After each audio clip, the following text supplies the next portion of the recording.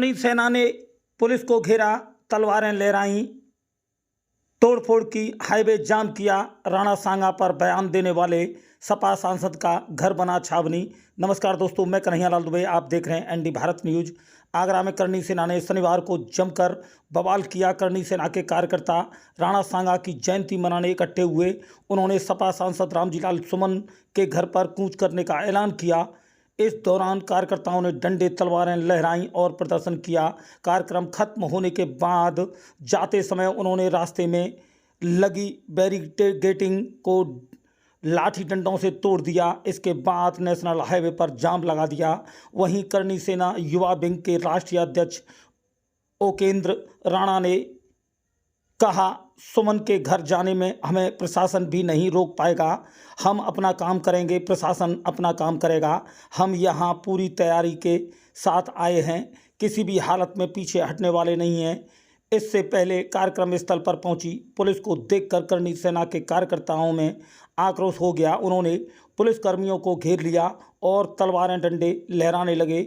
हालत बिगड़ते देख पुलिस को आयोजन स्थल से बाहर जाना पड़ा। वहीं आपको बता दें, करणी सेना के सपा सांसद के घर कूच करने से के ऐलान करने के बीच पुलिस भी मुस्तैद रही। 500 जगहों पर बैरिकेडिंग की गई। सड़कों पर पत्थर के बड़े बड़े बोल्डर रखे गए। 10,000 पीएसी और पुलिस के जवान तैनात रहे। ड्रोन से भी निगरानी की गई। वहीं आपको बताते चलें, शनिवार को पूरे दिन रामजीलाल सुमन घर पर रहे। उनके घर पर 1,000 पुलिस जवान तैनात रहे। किसी 1 किलोमीटर का इलाका सील रहा और मेटल डिटेक्टर लगाए गए। सपा सांसद ने भी अपनी पर्सनल सिक्योरिटी में 10 बाउंसर रखे। वहीं आपको बता दें, इटावा में अखिलेश यादव ने करणी सेना पर निशाना साधा और कहा, यह सेना बिना सब नकली है, यह सब बीजेपी वाले हैं। अगर कोई हमारे रामजीलाल सुमन का अपमान करेगा तो हम उसके साथ खड़े दिखाई देंगे। वहीं और बता दें आपको, रामजीलाल सुमन ने 21 मार्च को राज्यसभा में कहा था, भाजपा वालों का तकिया कलाम हो गया है कि मुसलमानों में बाबर का डीएनए है, फिर हिंदुओं में किसका डीएनए है। बाबर कौन लाया? बाबर को भारत में इब्राहिम लोदी को हराने के लिए राणा सांगा लाया था। मुसलमान बाबर की औलाद हैं तो तुम हिंदू गद्दार राणा सांगा की औलाद हो। यह हिंदुस्तान में तय हो जाना चाहिए। बाबर की आलोचना करते हैं राणा सांगा की, नहीं देश की आज़ादी की लड़ाई में इन्होंने अंग्रेज़ों की गुलामी की थी। वहीं और बता दें आपको, तस्वीरों में साफ देख सकते हैं किस तरीके से टेंटों पर पब्लिक चढ़ी हुई है, कार्यकर्ता चढ़े हुए हैं और प्रशासन मौन खड़ा है। वहीं हेलीकॉप्टर से चारों तरफ आसमान में गूंज रहा है। अब ले चले आपको सम्मेलन में। तो जनसेवा समाप्त होने के बाद आगरा की तरफ जाने वाली हर गाड़ी को पुलिस चेक कर रही है। जिसमें लड़के बैठे हैं उनको वापस भेजा जा रहा है। वहीं सम्मेलन के बाद लौटते समय करणी सेना के कार्यकर्ताओं ने लौटते समय रास्ते में तोड़फोड़ कर दी।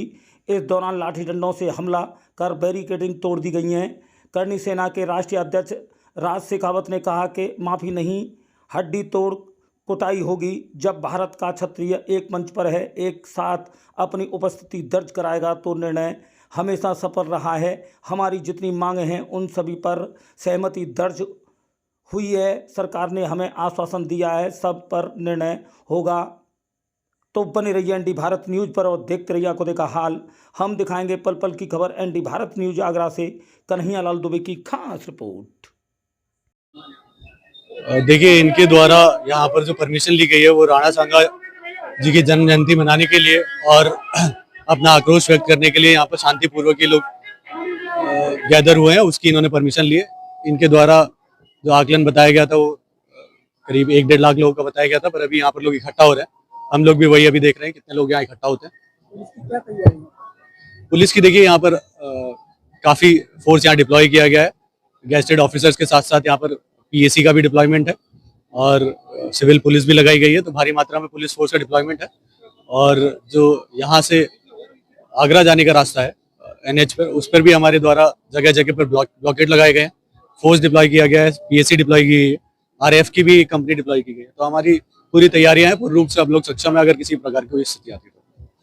मध्य प्रदेश से आप हैं, क्या रहेगा आज का आयोजन है जो रामजाल संबंध जो टिप्पणी की थी इसको लेकर क्या आक्रोश है? अब तो लोकतांत्रिक व्यवस्था है, लोकतांत्रिक तरीके से जवाब दिया जाएगा। ठीक है। ये तो मैंने यहाँ पुलिस का बंदोबस्त देखा और ये बैरिकेडिंग देखी, मैं यहाँ उतरा। ये भाई हमें परमिशन मिली हुई है, स्वीकृति मिली हुई है, तो हमारे जो कार्यकर्ता है उन्हें रोके नहीं, उन्हें आने दे ये कहने के लिए हम यहाँ उतरे। क्योंकि जिस तरह से प्रशासन ने बैरिकेडिंग लगा रहा है तो रोकने की कार्रवाई न करे, क्योंकि स्वीकृति मिली हुई है। तो हमने बात हो गई है, इनसे चर्चा हो गई है, प्रशासन ने हमको आश्वासन दिया कि रोकेंगे नहीं, और हम भी आपको आश्वासन देते हैं कि हम अनुशासन में इस आयोजन को करेंगे। अरे साहब लाखों पहुंचेंगे, अभी और पहुंच जाएंगे, अनगिनत पहुंचेंगे, पहुंचे साहब आइए। क्या अब आगे की क्या रणनीति रहेगी आपकी तरफ से? हमारी कोई रणनीति नहीं है। समाजवादी पार्टी के राष्ट्रीय अध्यक्ष श्री अखिलेश यादव जी 19 अप्रैल को यहाँ आ रहे हैं। मैं उनको धन्यवाद देता हूँ और मैं आश्वस्त हूँ कि उनके आने से कार्यकर्ताओं में एक नई ऊर्जा का संचार होगा, एक नया जज्बा पैदा होगा। जहाँ तक निर्णय का सवाल है, मैं समाजवादी पार्टी का अदना सा कार्यकर्ता हूँ। निर्णय पार्टी की मीटिंगों में लिए जाते हैं, निर्णय व्यक्तिगत रूप से नहीं लिए जाते। राष्ट्रीय पार्टी के राष्ट्रीय अध्यक्ष जी से मिलकर के बातचीत करके आगे की रणनीति क्या हो सकती है तभी हम तय कर सकते हैं।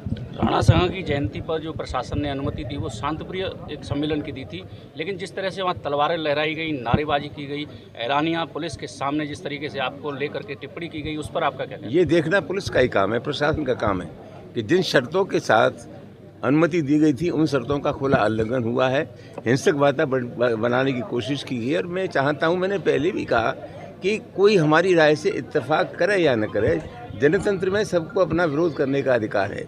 जहां तक विचारों के अभिव्यक्ति का सवाल है, दुनिया में कोई व्यक्ति या कोई विचार अपने आप में पूर्ण नहीं है। हमारे विचार से किसी की असहमति हो सकती है, लेकिन जनतंत्र में और संविधान के मुताबिक हमें विरोध करने के तरीके मिले हुए, उसी के हिसाब से विरोध करना चाहिए। इस देश में हिंसा के लिए कोई जगह नहीं। हरिपर्वत थाना क्षेत्र में जिन लोगों ने आपके यहाँ 26 तारीख को तांडव मचाया था, मुकदमा दर्ज है, लेकिन अब तक गिरफ्तारी नहीं हुई है। और आज इस कार्यक्रम में उस व्यक्ति की भी मौजूदगी है जिसने आपके यहाँ तांडव मचाया था। उपेंद्र चिंता का विषय है। 26 मार्च को जो हुआ उसमें 2 प्राथमिकी दर्ज हुई है। एक पुलिस के लोग पिटे, वो प्राथमिकी दर्ज हुई है।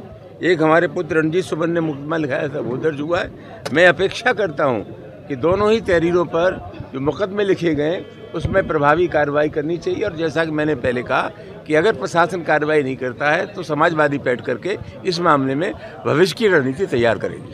जिस तरह से 2 तस्वीरें सामने आ रही हैं कि पूरे यूपी में 2 भाग कर दिए हैं, दलित वर्सेस ठाकुर, तो क्या लगता है ये सब सत्ताधारी की फरमाइश है या फिर कुछ? ये बेकार की बात है। ये हमारी लड़ाई एक जहनीत से है, मानसिकता से है। ये वो लोग हैं जो नहीं चाहते कि लोगों को समान दर्जा दिया जाए। ये वो लोग हैं जो अखिलेश यादव जी के मुख्यमंत्री न रहने के बाद उनके मकान की सफाई कराते हैं गंगा जल से। ये वही लोग हैं जिन्होंने राजस्थान के प्रतिपक्ष के नेता को जब वो मंदिर में गया तो उसकी धुलाई की। ये वही लोग हैं जो जातिगत जनगणना के खिलाफ हैं। ये वही लोग हैं जो मुसलमानों की नीयत पर शक करते हैं। तो लड़ाई एक विचार से है। और कुछ लोग जो सामंतवादी लोग हैं, जो यथावत स्थिति चाहते हैं पहले की तरह, वो हमारे देश में नहीं चल सकता।